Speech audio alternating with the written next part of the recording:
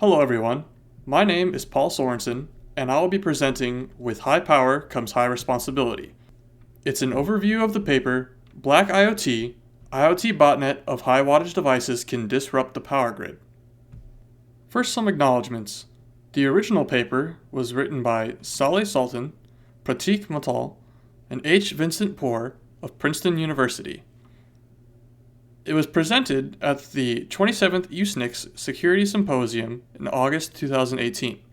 For those interested, the link to the conference presentation is provided in this slide. As a quick overview to this presentation, we'll do a quick introduction to botnets and how the power grid works.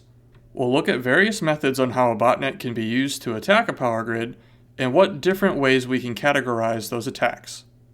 Next, we will look at the experiments conducted by the researchers to find what effects could happen on simulations and using data from real-world systems. And to wrap up, we will look at some of the countermeasures that were discussed in the paper, some of the limitations that existed during the research, and finally, the overall results of the experiments and what the authors have to say. System security should be no stranger to those of us in the computer science and engineering field. As we know, security is not simply limited to the physical realm, but is also important for the virtual world as well. This is especially true as we continue to add computerized monitorization and control to systems that were not originally designed to be controlled over the internet. It may seem intuitive to compare the security of a network of power grids to the same way you would secure a network of data servers. However, the power grid has physical limitations which just simply do not equate to anything that we have in computer network design. A bad actor may take advantage of this limitation while utilizing attacks that are frequent and simple on a network domain. The researchers presume that a botnet of devices which require high wattage can be used to attack the power grid in various classes of attack. The authors define 5 variations of the Mad IoT attacks, while really there are 3 variations of attack which have 5 specific differentiations. After defining and describing these types of attacks, the researchers performed analysis using different state-of-the-art simulators and real-world power grid models. So can a botnet of high-powered devices actually harm our infrastructure? We'll find out through the overview of this research paper. When power grid security standards were designed, they were all based on the assumption that all the power demand can be predicted reliably and on an hourly and daily basis. When the power is being generated for the day, they look at historical data to determine if weather patterns or other predictable events can determine how much power is going to be needed for the network. There's been a recent trend in producing a lot of Wi-Fi enabled high wattage appliances such as air conditioners, ovens, microwaves, and it is only increasing as the years go by. And because devices can also be controlled remotely from other devices like your cell phone or home assistants such as the Google Home or Alexa brands, it is becoming much easier for malware to access high wattage devices even if you can't directly control them over the internet, but you can over another method such as a local connection or from an app on your phone. Before moving too far into the paper, we should probably discuss what a botnet is. A botnet is a form of malware which provides an adversary access to your device's resources and it awaits commands from a controller. They're typically scaled by using default passwords on specific devices. This is especially prominent on inexpensive devices as the manufacturer typically uses a default password and reuses it multiple times for every device that it's manufacturing. This allows the botnet programmer to make a list of default usernames and passwords to scan a network, including the entire internet, to find these devices, use these default usernames and passwords, and see if they can access the system.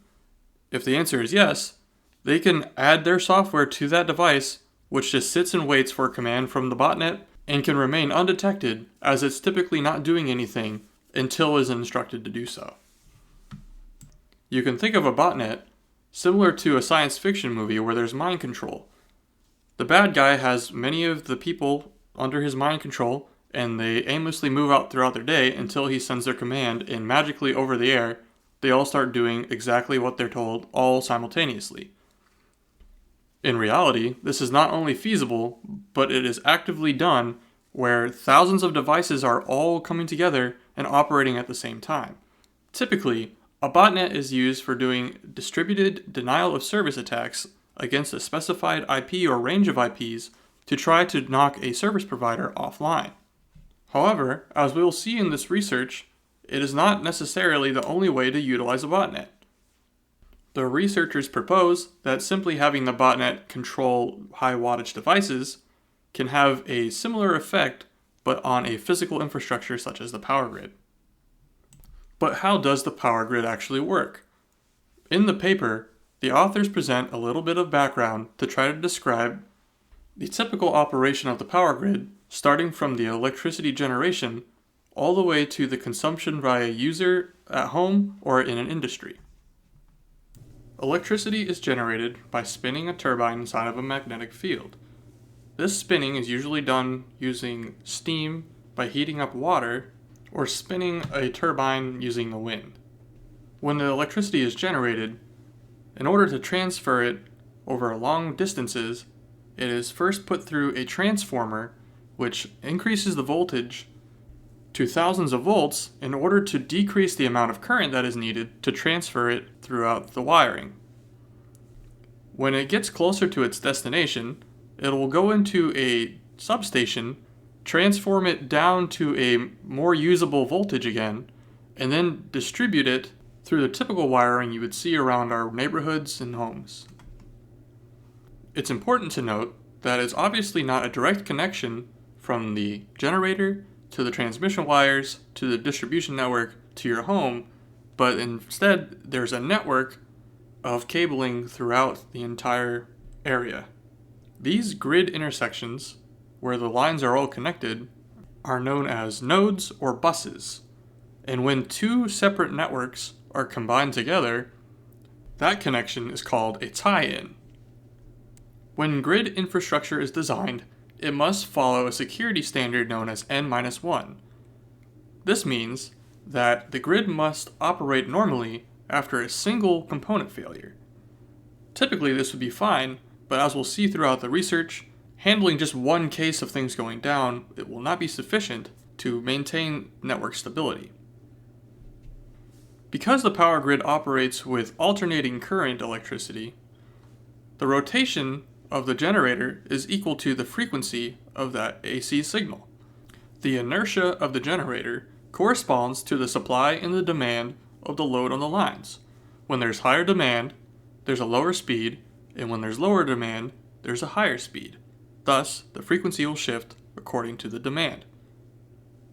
However, if the frequency goes too high or too low and surpasses a certain threshold, protective relays will simply shut off the generator to keep it from damaging itself in order to continue to safely operate in the future. The figure on the right shows the normal operating frequency in North America and shows how there's a threshold that is higher and lower than the normal operation frequency, and this is where the protective relays would kick in. Electricity is not simply limited like water or gas would in their respective pipes. Instead, it will continue to try to push as much as it can through the line to meet the demand. Because of this, power lines will continue to push electricity until they overload and cause damage. Something called voltage collapse occurs when reactive power is insufficient, and a grid operator must perform something called load shedding, which is where they strategically cause an outage in parts of the grid. Now let's look at some of the appliances that the researchers are proposing could be part of this IoT botnet. In the research paper, the typical air conditioner is described as having 1,000 watts of power usage, space heaters are 1,500, air purifiers are 200, electric water heaters are 5,000, and electric ovens are 4,000. There are obviously many more devices that could be high power, but they are not used in the data of the paper. Now that we are familiar with what a botnet is, how the power grid works, and what common devices may be used on the power grid, let's look at how the attack on a grid could occur. First, we'll observe the threat model, look at the attack variations of a MAD IoT system, the properties and defensive challenges, and the connection to historical blackouts. In the researcher's threat model, they assume an adversary has access to an IoT botnet of high wattage devices. This is very plausible because the number of homes with smart thermostats have significantly increased over the years.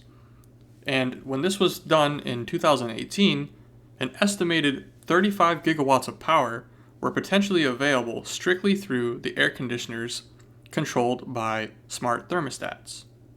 And according to their estimations, that number would have more than doubled by present day. This number can be thought of as even larger when you consider that there are other devices that may be connected to this botnet, not simply the air conditioning units. The researchers propose that there are three types of attacks that can occur on the power grid. The first being attacks that result in frequency instability. Secondly, attacks that cause line failures and result in cascading failures. And finally, attacks that increase the operational costs. Though the researchers determined that there are three types of attacks on the power grid, they further classify the MAD IoT specific attack variations into 5 more. This table provides a summarized view of the various types of attacks, which we will go into detail as described in the paper. As previously mentioned, the power grid relies on a constant balance of supply and demand. When the load on a line changes too drastically, the frequency will increase or decrease to handle the variation, but if the frequency change is too drastic and crosses a threshold, then the generator will be taken offline and potentially cause a blackout. The independent system operators, or ISOs, typically release online data about their daily use for fuel mix and the power demand that's upcoming. This sounds like a great idea to keep everyone informed and other operators in the system up to date on the system. However, a bad actor could use this data to specifically time an attack to when a network may be at its most vulnerable state. If an attack were to occur when a network is already operating at its peak, it could easily cause a grid operator to perform load shedding, or even a complete blackout may occur. When a blackout does occur, restarting the power grid is known as a black start. This black start has its own issues. Demand is not available until it's already brought up, and restarting the whole grid at once would cause frequency instability. When a black start occurs, systems are divided into islands and brought back up in parallel, groups at a time. However, the inertia is very low in these individual islands, and it's easy to bring back down again when powered up, especially when the demand is artificially inflated by the botnet. Next, the authors discuss line failures and cascades. A line failure is when a sudden increase in load causes the line to overload, and then the load is placed on other connected lines, which causes cascading line failures. This increase in power demand results in a voltage collapse, and a grid operator is again forced to perform load shedding. And if it's not shed fast enough, once again, a blackout could occur. The authors describe a stealthy way that an adversary could create this attack by increasing the load in one part of a system while simultaneously decreasing the load in another part of the system, as a grid operator would only see the aggregation of the entire network, and it should seem stable. The fourth type of attack is a failure in the tie lines. To reiterate, the tie lines are the lines which interconnect the different ISOs. When there's a failure in the tie line, there may be a significant deficit in power between the provider and consumer network. Many tie lines are typically providing over a gigawatt of power to an adjacent network, and losing a gigawatt of power could easily cause a blackout for the importing network.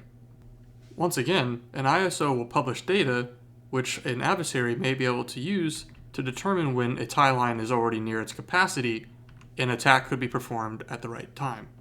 The most difficult part of this attack is having to specify which side of the tie line your devices are operating on. as the adversary will want to increase power on one side while decreasing it on the other. Therefore, knowing your position on the network is required in order to make this attack feasible. One method a bot may use to geolocate itself is to use its IP address and subsequently determine what part of the area it may be in and determine what network it's on based off of that area. Another method would be to use a phone connection in the botnet to use the GPS signal that the phone is already receiving to specify exactly where it is. The final attack variation is for increasing the operating cost. High power demand causes ISOs to purchase additional power from reserve generators. These reserve generators have higher prices than a normal operation and may be offered by a third party. When these attacks are performed, there is not an intention to damage any of the grid infrastructure, as you want the network to stay alive just using the reserve power. The researchers propose a couple reasons that this may be an attack. One method may be for the adversary to tell the ISO that the power will stop going into the reserves if they were paying them a ransom, or the adversary has an economical reason, such as some kind of stake in this third party providing the reserve power. So why is it that these attacks are even possible, and why can't we defend against them easily? Well, the grid operators cannot easily detect which of the houses are affected, and they can only see the aggregation of the power usage. And the homeowners may not notice because when they hear an air conditioner kick on, for example, it just sounds like it's operating normally and doesn't sound suspicious at all. It's also fairly simple for an adversary to repeat the attacks multiple times a day to try to optimize the best time to perform the attack throughout the day. And because an adversary does not need to know anything about the underlying topology or even the detailed operational properties of the grid, it doesn't matter how the grid operator has the network set up. It essentially behaves the same way as every other network. It can be considered a black box.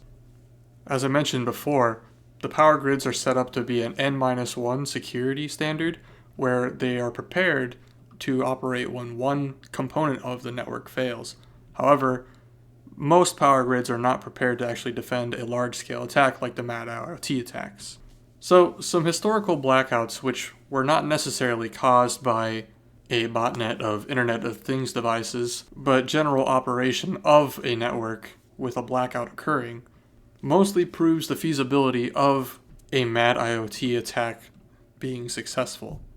Just this last year, in February of 2021, there was a severe power outage in Texas, which is a prime example of a cascading failure after demand for power continued to rise as temperatures were dropping lower and lower, hitting record lows and lines began going down. When these lines would go down, a cascading effect as the power was put on the other networks would continue to drop lines and they would continue to go offline.